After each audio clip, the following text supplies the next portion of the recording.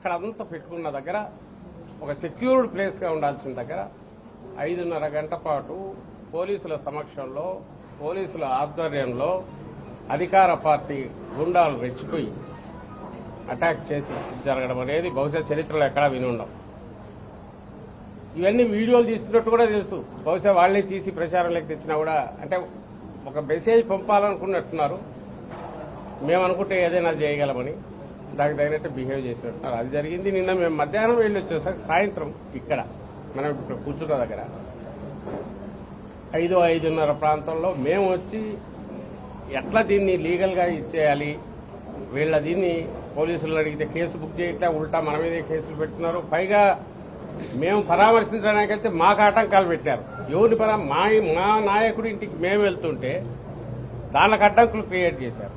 లోపలికి వెళ్ళడానికి వాళ్ళని రిక్వెస్ట్ చేసుకుని వెళ్లాల్సి వచ్చింది. ఈ ప్రత్యర్థులు ఎదుట అటువైపు నుంచి అటాక్ చేసినప్పుడు ప్రొటెక్ట్ చేయాల్సిన వాళ్ళు ఆ రోజేమో వాళ్ళకు ప్రొటెక్షన్ ఇస్తారు. మా నాయకుడి ఇంటికి పరామర్శిద్దామని మేము వెళ్దామంటే మాకేమో అడ్డంకులు క్రియేట్ చేస్తారు. ఇది మర్చిపోకముందే నిన్న సాయంత్రం జోగి రమేష్ గారి వీళ్ళు ఇక్కడ, ఇది కూడా మీ అందరికీ తెలుసు. ఇంట్లో అందరూ ఉన్నారు, మహిళలు ఉన్నారు. ఆయన కోర్టు పని మీద వెళ్లారు, మిగిలిన వాళ్ళందరూ ఉన్నారు. వచ్చింది ఒక పథకం ప్రకారము ప్లాన్డ్ గా జరిగింది అనడానికి కావాల్సిన వీడియో సాక్ష్యాలు ఉన్నాయి. మనుషులు కూడా గుర్తుపట్టారు. కొంతమందిని ఇక్కడికి వచ్చిన మన నాయకులు చాలా మంది వీళ్ళు గుర్తుపడతారు. అందులో 2 రకాల వాళ్ళు కనపడుతున్నారు. ఒకరు టీడీపీ దీనివైపు కార్యకర్తల పేరుతో కొంతమంది, తరువాత రౌడీ షీటర్లో రకరకాల యాంటీ సోషల్ ఎలిమెంట్స్ వాళ్ళు ఉన్నట్టు తెలుస్తుంది. వాళ్ళెవరైనది కూడా మెల్లగా బయటకు వస్తుంది, తీస్తాం పార్టీ కూడా. వీళ్ళందరూ వచ్చి ఇక్కడికి వచ్చి నిన్న చేసింది ఏంటంటే పోలీసుల ఆధ్వర్యంలో పోలీసులు చూస్తుంది. పోలీసులు కింద పడినట్టున్నాడు వాళ్ళు చూస్తే. కింది నుంచి పెట్రోల్ బాంబులు మొన్న అక్కడ కనిపించాయి 1-2, ఇక్కడ నిన్న అవే వేశారు. ఈ పెట్రోల్ బాంబులు ఎట్లా వస్తాయండి? వీడియోలో చూస్తే ఆ పార్టీ నాయకుడే పట్టుకొని దాన్ని వస్తున్నాడు. ఆ పార్టీ నాయకుడే పెట్రోల్ బంక్ పట్టుకొని ఊరేగింపులుగా నడుచుకుంటూ వస్తున్నారు. వాళ్ళు ముందు ఇచ్చిన మెసేజీలు ప్రదర్శనలు ఏదో చేద్దామని చెప్పి వచ్చి అక్కడి నుంచి ఇక్కడికి వచ్చినట్టు ఏదో అక్కడికక్కడ కోపం వచ్చి ఆగ్రహంతో వచ్చినట్టు చూపాలని ప్రయత్నం చేసినప్పటికీ వెనకంబడి ఏదో అంబులెన్స్ లాంటి ఒక వెహికల్ తీసుకురావడము, దాంట్లో రాళ్లు తీసుకురావడము, పెట్రోల్ బంబులు పట్టుకొని రావడము. అండ్ ఐ థింక్ దీంట్లో చూస్తే కర్రలు ఇవన్నీ సర్వే బాధలు ఇవి పెట్టుకున్నారు. ఇవన్నీ పట్టుకొని ఇవన్నీ ఎందుకు వస్తారండి? ప్రొటెస్ట్ చేయడానికి వస్తే వచ్చిన వాళ్ళల్లో టీడీపీ మీరందరూ గుర్తుపట్టే నాయకులు ఉన్నారు,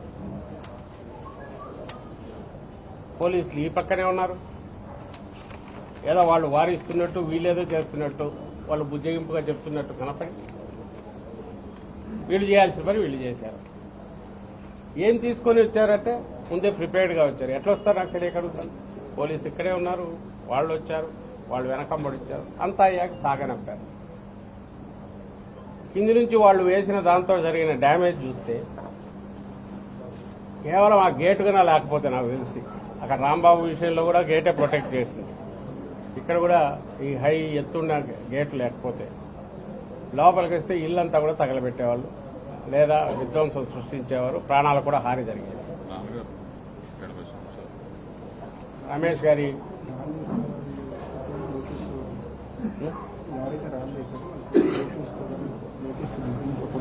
ఉన్నాయి, మీరు ఇప్పుడు వీడియోలో చూస్తున్నారు. జోగి రమేష్ గారి ఫాదరు ఆయన ఉన్నారు, 80 ఏళ్ల వృద్ధులు. ఈ సమయంలో వాళ్ళు వచ్చేసి ఎవరికైనా ప్రాణహాని జరిగితే ఎవరు బాధ్యత? ప్రాణహాని కలిగించాలనే వచ్చినట్టు వాళ్ళ అటాక్ చూస్తే కనపడుతుంది. ఈ రకమైన మెసేజ్ ఇందులో 2. ఒకటి, అధికారంలో ఏ రాజకీయ పార్టీ అయినా ఇట్లా వ్యవహరించడము అంటే అది రాజకీయ పార్టీగా ఉండడానికి కూడా దానికి అర్హత లేదు. అందులోనూ అధికారంలో ఉన్న పార్టీ అలాంటి పార్టీ వస్తే అంతకంటే ఘోరమైన విపత్తు ఏ ప్రజాస్వామ్యం.